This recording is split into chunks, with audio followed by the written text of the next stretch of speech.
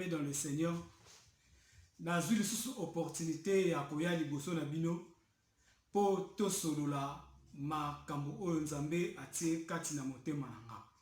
Lelo toli ko solola eloko oyo ezali très motuya kati na bomo ya bana na bato. Likambo nini koloba oyo ezali ba danger nini ezalaka epai ya moto soki Nzambe abandi kotombola ye to Nzambe atomboli ye. Moto soki Nzambe atomboli ye, bien-aimé dans le Seigneur, akomaka na ba problème ebele epai ya bato. Bato ya liboso lolenge Bible ezoloba na biso na mokanda na Matthieu chapitre 10 verset 36, et l'ennemi de l'homme c'est l'homme de sa maison. Donc ce sont les gens de sa maison qui sont les premiers ennemis de l'homme. Donc soki moto Nzambe abandi kotombola ye, moto azalaka ennemi ya moto wana o Nzambe azali kotombola ye, ezalaka kaka toujours bandeko na ye.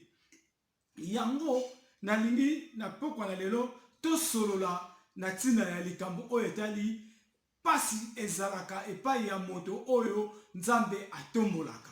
Bien-aimé dans le Seigneur, Bible ezoloba na biso na mokanda na Exode chapitre 17 verset 8 tokotangati na 12. Bible ezoloba na biso, Amalek vint combattre Israël à Rephidim.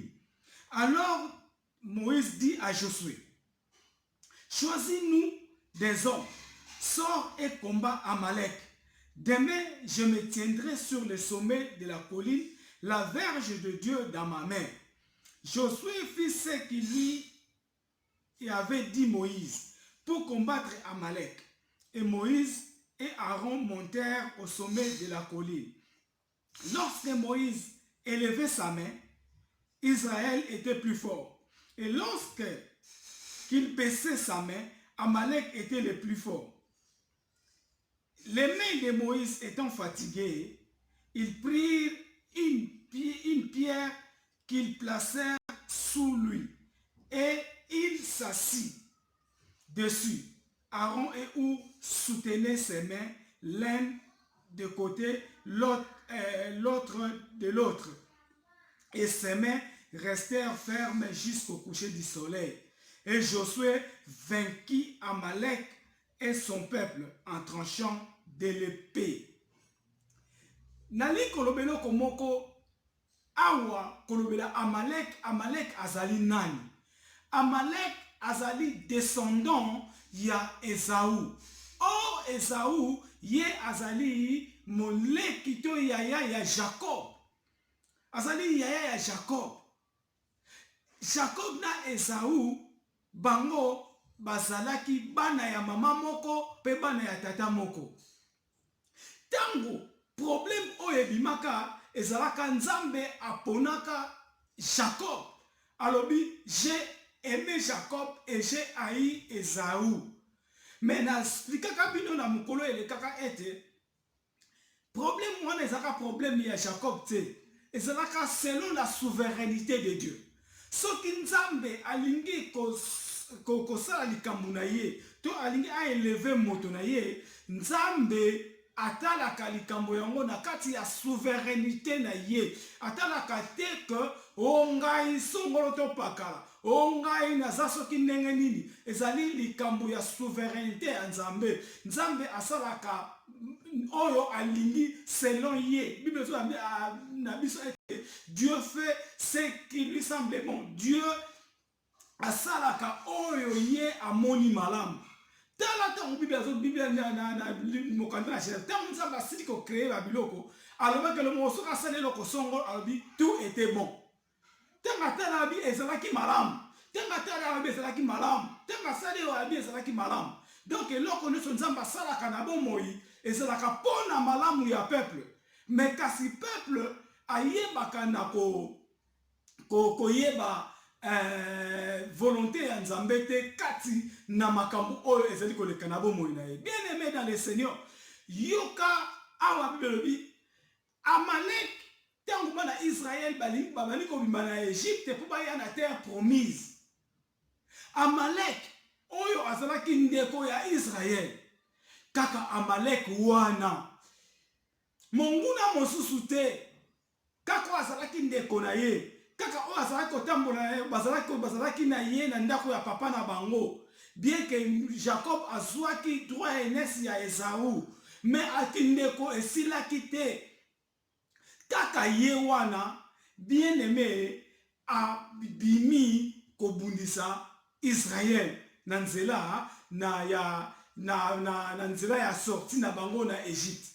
Bien aimé, tozali komona tangu Israël to Moïse amoni Amalek na koya kobundisa ye alors na Josué yo bukela ngai batu o bakobima poto kende combattre Amalek yoka Josué lukela ngai bato o toko combattre Amalek. Amalek pelanga munaye ayena bato pour combattre Israël. Bien aimé, et comme qui bombe bitumba ya ndeko na ndeko. Lolenge et pas une abisso na République démocratique du Congo, bien aimé, n'a ko expliquer politique à la lumière de la Bible. Bien aimé, son totali makamozeli koleka na kati ya Congo.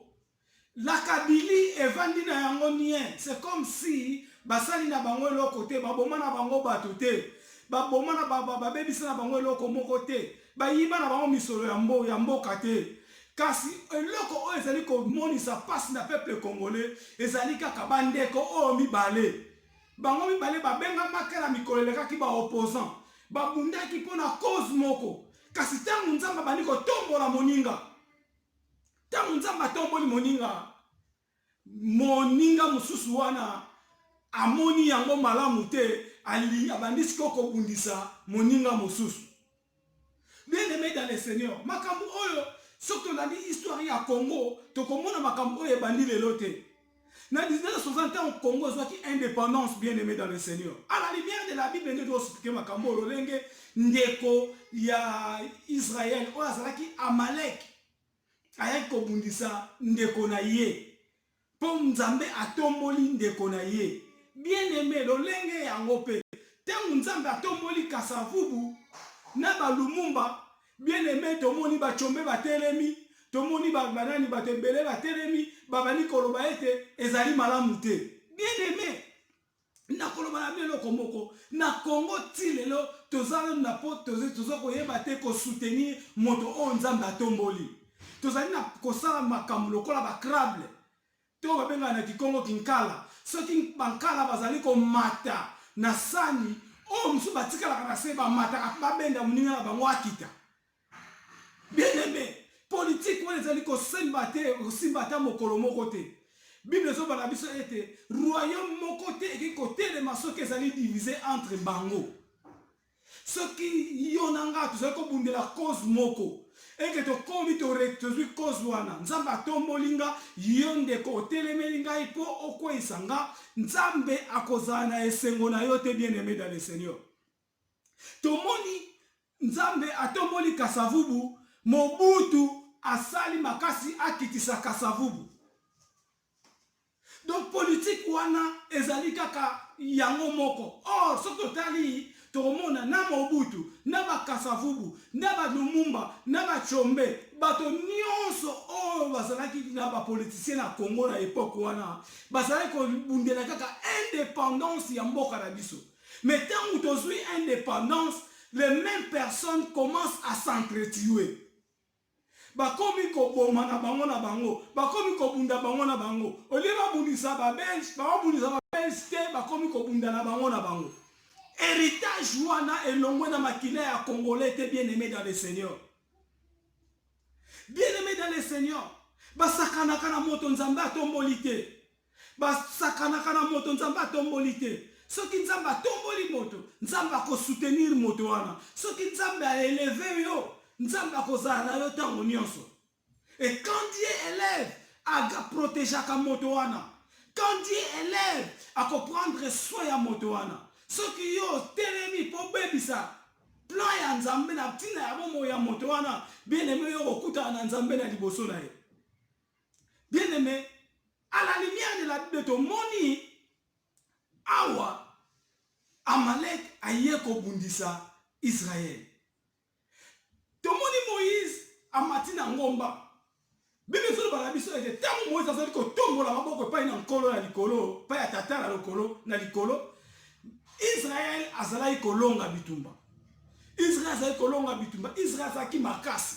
Mais ceux qui maboko ya Moïse elembi ba Amalek bazui makasi babandi ko boma bana Israël. Bien aimé, yoka secret zalaki wana. Ou na Aaron tona Josué batali ete ndenge makambo ezali koleka ezali kosenga ete ba soutenir Moïse. Bien aimé, pourquoi biso na mboka na biso bato tozali kobunda na bango elongo ntango bamoni ete mokonzi oyo nzambe aponi, mokonzi oyo nzambe aeleve na mboka abandi kosala mosala, soki bafayi ezali na ngambo mosusu wana oyo bazalaki liboso baza kotia bakroka Jean mpo ete mokonzi aresir te, esengelaki oyo bazalaki na bango kobunda na bango elongo baya basoutenir maboko ya mokonzi de façon ke bakoka kolonga na bitumba oyo. Mais oyo tozali komona batu oyo basala mabe na mboka, batu oyo baniokola bato na mboka bavandi na bango kimia, kasi baninga oyo bazalaki na bango elongo oyo babundaki na bango elongo kaka bato wana bakomi kobundisa entre bango. Bien aimé, tomoni à la lumière de la Bible que na Josué baye basimbi bavandi bazwi na libanga bavandi si Moïse na libanga pour Moïse akoma mukuse. Bien aimé, ce que tu as dit côté la discours ya président de la République oya bengisaki ke te baba adediaki Congo na maboko ya Nzambe. Bien aimé, ezalaki serment moko makasi, eza symbolique. Tozali komona wana monani Salomon azali ko dédier temple o atongelaki Nzambe. Alobi na Nzambe ete soki peuple na yo oyo bazobela kombo na yo bamikitisi pe bafukamba beleli kombo na yo Nzambe yoka bango pe limbisa masumu na bango. Mais soki na verset 15 ya 2 Chroniques chapitre 7 verset 15 Nzambe alobi ngai Nzambe na bino nako limbisa bino nako salela bino même makambo ya minene. Bien aimé, Nzambe azali na plan malamu ya kosala makambo minene na kati ya mboka na biso. Eloko esengi na biso ezali kosenga kaka to soutenir moto oyo Nzambe atomboli. Tozali komona ou na Aaron bango bazalaki pe basoda ya makasi, bango bazalaki pe otokolo apeke bazalaki ko accompagner Moïse, bango bazalaki pe bato bakoki pe koloba. Kasi balobaki eloko te baye basimbi bafandisi Moïse na libanga. Libanga wana bafandisaki Yesu Masiya. Libanga oyo Daniel amonaka oyo utaka na likolo ekpeyaka na mabele oyo etondaka mabele mobimba. Libanga wana nde Yesu Masiya, bien aimé dans le Seigneur. Libanga yango bakamati bavandisi Moïse likolo ya libanga. Libanga yango za libanga oyo epesaka bango mai na Egypte na nzela na kati na désert. Donc bazangaki mai bazali kolela Nzambe abi na Moïse beta libanga epesa bango mai. Libanga oyo epesaka bango mai. Oh Yesu Masiya bingala za mai na bomoi. Mai ebimaki wana Yesu Masiya. Libanga oyo Moïse avandaki ezali ko symboliser Yesu Masiya. Ndenge pe président avandisaki mboka Congo likolo ya libanga. Biso siko peuple congolais oleto bundisaka pokonzi ya mboka esengeli to soutenir ye. To sala politique ya bakrable te. Oyo tozali komene ezali politique ya bakrable. Soki moninga ali komata tobendi ye akita. Soki Nzambe atomboli moto tozali kosala tout tobenda ye akita. Bien aimé, politique ya bakrable ezali politique malamu te. Toko réussir ata mokolo moko te soki toko bonda kaka kombunda entre biso. Bible bi royaume moko te ekoki kozala elonga soki ezali divisé. Mboka moko te bako kozala elonga soki divisé kati. Kati na biso okomona mususu azali koya azali kosala ba propagande pour le tribalisme bien aimé dans le Seigneur. Oh, nga naza mukongo, ba kongo nyoso ba attaquer ceux qui ba tete là. Oh, ba luba ba attaquer ba tabandundu. Oh, ba nani ba non bien aimé. Ceux qui royaume wana ezali divisé et kolonga maté, pe ekotonga maté. Et cela profite à qui? Cela profite na ba ennemi. Ceux qui Moïse, na ba Aaron, na ba Josué, ba zala ki bon mon côté. Balinga ki kolonga Amalek te. Soki basala ki bon mon côté, bakoy kolonga ata mokolo moko te. Kasi unité na bango, soutien o ba pesa ki na Moïse, o yende sa ki leader, yende o nzamba tombola ki kati na bango. Yango nde sala ete bango balonga. Bien aimé. Les longa ya mboka Congo ezali kaka biso soki toko soutenir moto oyo nzambe atomboli. Soki toko bandaka ko bundisa bien aimé dans le Seigneur. To bandaka ko zonga. Et comme la biso Carnes Barnea, to za ko rompre kaka sika moko, to zali ko tourner kaka sika moko. Ti ko komba kaka mokolo moko nde moko kati ya bato akobima pe akoloba ete enga pe na bundi mingi bo pesa ngai ti parti na ngai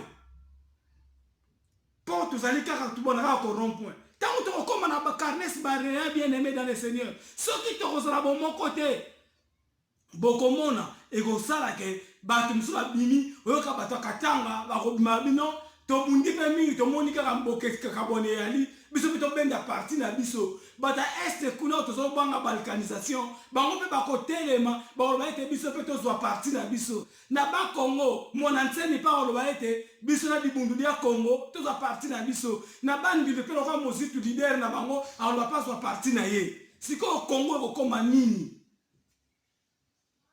pona kozanga bomoko Congo ekokabwana bien aimé dans le Seigneur. Mobutu, malgré ma bene, le Congo restera indivisible. Bien aimé, Nzamba apesi biso mboka, apesi biso mabele. Nano bakutu richesse te, mais mabele kaka place bino bokoki kozala na source ya kovanda. Mabele kaka oza origine na bino. Tela Israël nika bundela mabele na ye. Israël a bundé la mabele wana na ndenge ya mukete.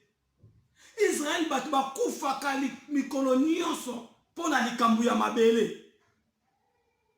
Mais biso ba o nzamba pesi biso mabele bien aimé dans le Seigneur. Tozali kolinga ko batela mabele o nzamba pesi biso te. Tozali ka ko s'entretuer biso na biso. Tozali ka ko komisa ko koma be ennemi entre biso. Bien aimé to ko kende suka wapi. La Bible dit, dans le livre de Matthieu chapitre 10, verset 36, l'ennemi de l'homme, c'est les gens de sa propre maison. Ennemi, il y a Congo, à ça qu'il y a Congolais, il y a Moko. Tout ça, il y a Rwandais, Rwandais, ça combien? Les lois, est-ce que Rwandais, vous passez à Bundisa, on s'en bat tout le monde dans Mok. Rwandais, c'est pas Kali Mounoko na bango. Kasi biso na biso lelo to komi ko s'entretuer. Mususa ko ya o vérité désir. Mususa ko ya o lelo vérité désir si et comme sikoyo makambu ya environnement. Bien aimé dans le Seigneur. To keba, to bate la patrimoine o nzamba pesi biso bien aimé dans le Seigneur. To bate la o nzamba pesi biso. O nzamba pesi biso yango ezali ya biso bien aimé dans le Seigneur.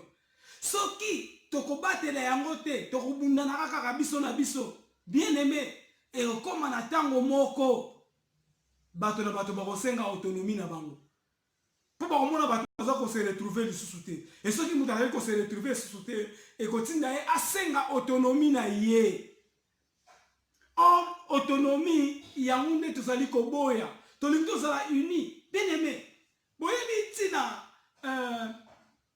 il y a unité. Bible sur la Bible était les pères et les fils sont un. Bango bazali kaka moko, baza uni. na Jésus na Genève na histoire ya tour de Babel tokomona Bible so ba biso ete batu wana basanganaki bazwi décision abi non totonga ba tour de Babel na biso atotonga tour awa et tout na likolo comme ça pour tout vanda awa to panza na mokili mobimba te on nzamba alobaki na bango soyez féconds multipliez-vous remplissez la terre.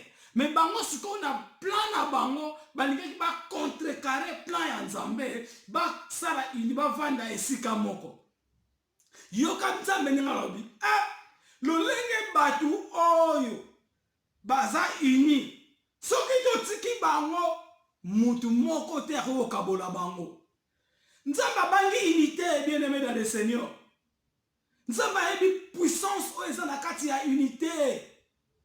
Nzamba bangi unité abito kita tangu bakita bien unité oyo eza unité ya makasi po soki to buki ndako oyo te to buki tour oyo te batu oyo mutakotelemisa bango akozala te pe Nzambe nde ayeko détruire tour de Babel oyo après ne tomoni minoko sa nini ekabwani tangu minoko ekabwani ngamu Kongo na komolela kikongo oyo baluba komolela kiluba o ba tetela balena tetela o mwa lobi boye puis ba palangani te mba toni simokimo mandeto komabo pona nini Nzambe abangaki unité ya batu wana po soki peuple za uni mutu moko te akoko panza bango mutu moko te akoko dominer bango to ça dominer c'est parce que nous ne sommes pas unis bien-aimés dans le Seigneur to soutenir le lenge Aaron na Josué na Hur ba soutenaki Moïse ba tomboli Moïse maboko teta moboko Moïse tombonaki nde Moïse albanda ikolonga kaka bitumba Moïse abaneka kolonga kaka bitumba Moïse abaneka kolonga bitumba Moïse abaneka kolonga bitumba totika politique ya krabi soki Nzamba tomboli moto yo kitisaka ye eza politique ya mabe eza politique oyo kotinda biso to kende liboso te soki moto azali ko kende liboso bino oza ba wagon moto eko benda ba wagon nga on a mona te moto a train ezo kende ba wagon etikali ba wagon otikala soki ekangami na mutu te mais soki yo kangami na mutu bien aimé dans le Seigneur olinga te soki mutu ekei wagon ekosala nini ekolanda. Bien aimé na pamboli bino na poko ya lelo Nzambe azwa lokumu na message oyo na pesi mbote na bato nyonso bakolanda video oyo na pesi mbote na réalisatrice na ngai oyo Nzambe apesi ngai madame na ngai Sandi Senza Sandra na pesi mbote na famille na ngai mobimba na pesi mbote na Murphy Dokota na pesi mbote na Désiré Kuzandu na pesi mbote na Tete Mfutu mwasi ya nanga Pastor Alpha. Nzambe apambola bino, Nzambe apambola bino na bosanite ko pesa semeki na ngai mbote Kandi Dokota na mboka Suisse. Nzambe azala na yo Papa Martin na bosani yote, que Dieu te bénisse. Merci botika na nkolo tokutani mbala ya sima. Amen.